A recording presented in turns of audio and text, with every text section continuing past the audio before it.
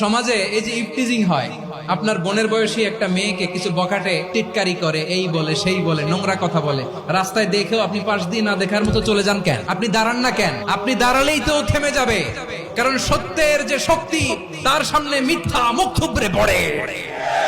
আপনার সামনে ও কিছুই না, নাথিং। আপনি দাঁড়ান, ওকে প্রশ্ন করেন যে আমার বোনকে তুমি ডিস্টার্ব করো কেন? আপনাকে দেখে আরো 5 জন দাঁড়াবে, 5 জনকে দেখে আরো 10 জন দাঁড়াবে। আমাদের নীরবতা আর আমাদের নিশ্চুপ থাকাই জালিমদেরকে আরো শক্তিশালী জালিম বানিয়েছে।